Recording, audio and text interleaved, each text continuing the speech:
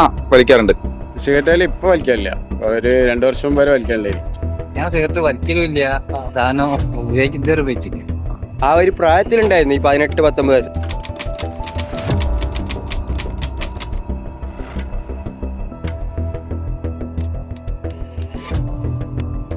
തോന്നാറെന്ന് വെച്ചാല് ഒരു ഇത് വിഷമം തോന്നാറുണ്ട്.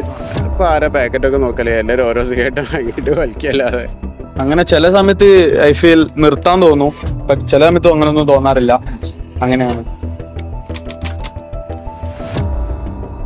ഓരോന്ന് വലിച്ച് ഇതങ്ങനെ ഹാബിറ്റായി പോയി, അറിയാതായി പോവാണ്.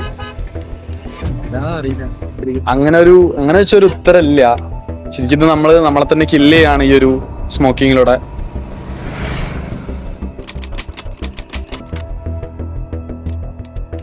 നിർത്താൻ വെച്ചാൽ സിഗരറ്റിന് വില കൂടിയപ്പോൾ എനിക്ക് തോന്നി ഇനി അത് വേണ്ട, സ്വയം തോന്നിയതാണ്. നിർത്താൻ തന്നെ ഹെൽത്ത് ഇഷ്യൂസ്, പിന്നെ ചെറിയ മൈഗ്രെയിൻ അങ്ങനത്തെ പ്രശ്നങ്ങളൊക്കെ വന്ന ശേഷം പിന്നെ പൂർണ്ണമായിട്ട് ഒഴിവാക്കി. നമുക്ക് തന്നെ വേണ്ടാന്ന് തോന്നും. നമ്മളെ മൈൻഡ് നമുക്ക് തന്നെ ഒരു ഇത് വരണം മൈൻഡിലോട്ട്, ഇത് വേണ്ട, ഇത് നമ്മളെ ജീവിതത്തോട് ഒഴിവാക്കണം, നമ്മളെ ബുദ്ധിമുട്ടുണ്ടാവും, അങ്ങനെല്ലാം വിചാരിച്ചിട്ട് നമ്മളെ തന്നെ ഒഴിവാക്കിയാൽ നമുക്ക് തന്നെ നല്ലതല്ല.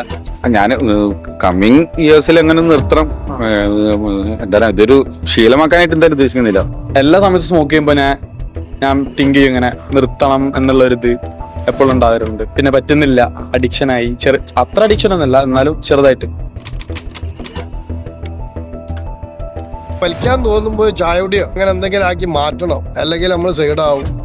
ഷുഗറിന്റെ കൺസപ്ഷൻ നോക്കുമ്പോ അങ്ങനെയും തോന്നാറില്ല. തൽക്കാലം വലിയ നിർത്തണം, കുറച്ച് കാലൊക്കെ മുട്ടായികളൊക്കെ കഴിക്കും. പക്ഷെ ഉപയോഗിക്കുന്ന സ്ഥിരം ആളുകൾ പിന്നെ അതിലേക്ക് വരണേ ഞാൻ കണ്ടത്.